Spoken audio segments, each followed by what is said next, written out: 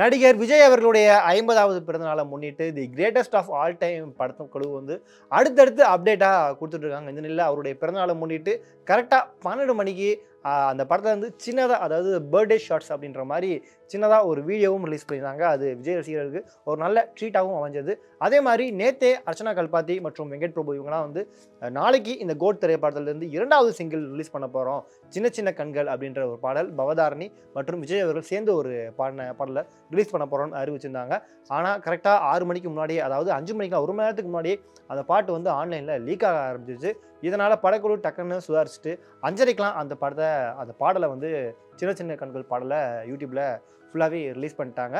So அந்த பாடல் release ஆச்சு. இந்த பாடல யார் எழுதியிருக்கா அப்படின்னு கேட்டீங்கன்னா, கபிலன் வைரமுத்து எழுதியிருக்காங்க.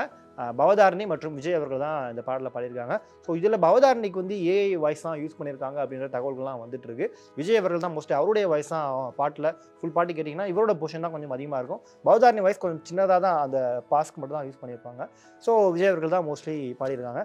ஸோ இந்த பாடல்ல வந்து நேத்து அந்த சின்ன ஒரு ப்ரோமோ வரும்போதே இந்த பாடல் மீது ஏகப்பட்ட விமர்சனங்கள் வைக்கப்பட்டது. அதாவது அந்த படத்துல வரக்கூடிய ராகம் வந்து லைட்டா சூர்யா ஜோதியா நடிப்புல வெளியான பூவெல்லாம் கேட்டு பார் திரைப்படத்தில் வரக்கூடிய இரவா பகலா அந்த பாட்டுல வரக்கூடிய ஒரு ஸ்டான்ஸ் மாரியே அந்த ஒரு ராகம் மாரியே இருக்கு. ஈவன் திரும்ப அவரோட பாட்ட அவரே கொஞ்சம் ரீக்ரியேட் பண்ண மாரி பண்ணியிருக்காரு அப்படின்னு நிறைய விமர்சனங்கள் வந்தது. பட் ஃபுல் பாட்டு இப்போ ரிலீஸ் ஆயிடுச்சு. இந்த ஃபுல் பாட்டு வந்து பார்க்கும்போது ரசிகர்களுக்கு ஒரு ரொம்ப நாள் கழிச்சு ஒரு நல்ல மெலடி கேட்குற மாதிரி ஒரு அனுபவத்தை கொடுத்துருக்கு. குறிப்பா விஜய் மற்றும் பவதாரணி இவங்க 2 பேரோட வாய்ஸ்லயும் இந்த பாட்டு கேட்கும்போது இன்னும் ஒரு நல்ல ஒரு பீஸ்ஃபுல்லான ஒரு பாசிட்டிவா இந்த பாட்டு அமைஞ்சிருக்கு. இதுக்கு முன்னாடியே பவதாரணியும் விஜயும் சேர்ந்து பாடியிருக்காங்க.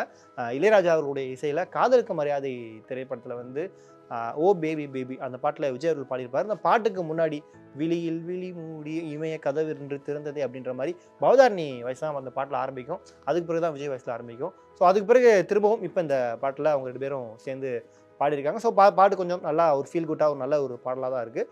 இந்த பாட்டில் நம்ம கவனிச்ச ஒரு இன்னொரு விஷயம் என்ன அப்படின்னு பார்த்தீங்கன்னா, இந்த படத்தில் ஸ்னேகா தான் விஜய் கூட வராங்க. அதாவது இந்த பாடல் வந்து ஒரு ஃப்ளாஷ்பேக்கில் வர மாதிரி தான் தெரியுது.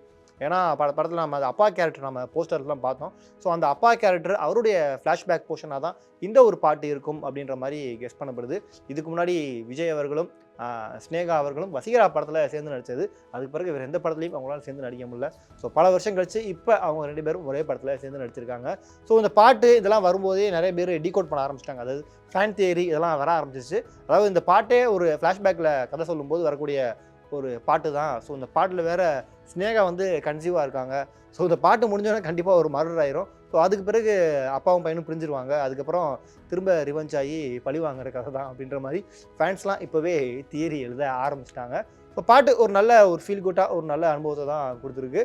ஸோ இந்த பாட்டு உங்களுக்கு பிடிச்சிருந்ததா, உங்களுக்கு என்ன மாதிரி இருக்குது அப்படிங்கிற உங்களுடைய கருத்துக்களை மறக்காமல் கீழே கமெண்ட் பண்ணுங்கள்.